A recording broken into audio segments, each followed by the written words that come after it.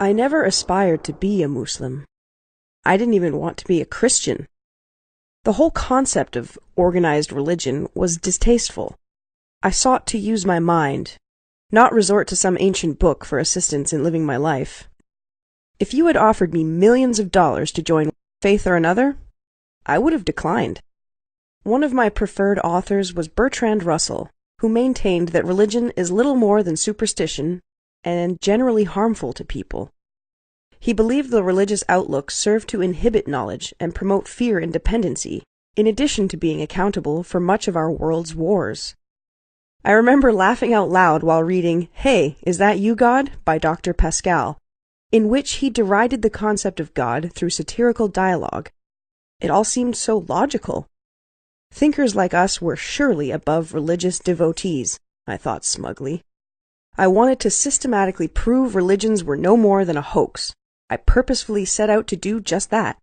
Yet, here I am, Muslim. Sure, I made the declaration of faith, but the choice I had was really no choice at all. Essentially, I was compelled, forced to accept Islam. Interestingly, in my talks with followers of religions, especially those other than Islam, I have often noticed that they clearly desire to believe, as if, no matter how many contradictions or errors are pointed out in the scriptures, they brush them aside and maintain their unquestioning faith. Rarely do I ever find that the scriptures themselves convinced them, but rather they decided to have faith, and then the studies began after that decision, if at all. They knew what they believed, either by having been raised upon it, or, like a friend of mine told me, Islam seems foreign, so I never looked into it. Personally, I never considered myself to be seeking God, but if I had, the last place I think I would have looked would have been in an old book, or a building, or a person. In actuality, this notion was not built on hard facts. It was an assumption. I had no evidence. When I undertook reading the religious books, I was not biased towards them, but my intentions were to look for flaws. This approach helped me manage to maintain a fair amount of objectivity. My paperback translation of the Quran had been acquired for free. I didn't even stop to chat with the MSA students standing at the table stacked with books. I asked, "Is it free?" When they replied, "Yes," I grabbed one and continued on my way. I had no interest in them, only the free book to assist me in accomplishing my goal of debasing religions once and for all. But, as I read that Quran, as its cover became worn and its pages tattered, I became more and more subdued. It was distinct from the other religious books I had also collected. I could understand it easily. It was clear. A friend of mine once began ranting about how God in Islam is angry and vengeful. I came to its defense without even realizing it, opening it up and easily flipping to one of the many pages that said, "Surely God is forgiving, merciful."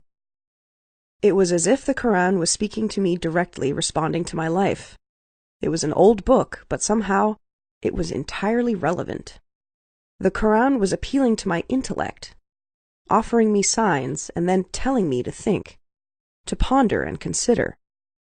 It rejected the notion of blind faith, but encouraged reason and intelligence. It directed humanity towards goodness, recognition of the Creator, plus moderation, kindness, and humility.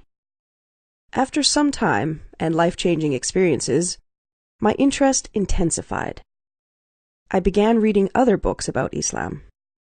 I found that the Quran contained prophecies, as did many of the hadiths. I found that the Prophet, peace be upon him, was corrected several times in the Quran. This seems strange if he had, in fact, been its author. I remember the warm artificial lighting in my apartment, and the weight of the air on the night I read this verse. Have those who disbelieved not considered that the heavens and the earth were a joined entity, and we split them asunder and made from water every living thing? Then will they not believe? My mind was split when I read this. It was the Big Bang. Suddenly not just a theory, and every living thing from water, wasn't that what scientists had just discovered? I was astonished. It was the most exciting and yet frightening time of my life. Now what? There were only two choices, and one was no choice at all. I could not deny what I had discovered, ignoring it and going on with my life as before, though I did consider it briefly. That left only one option. I knew I had to accept Islam, because the only alternative was denying truth.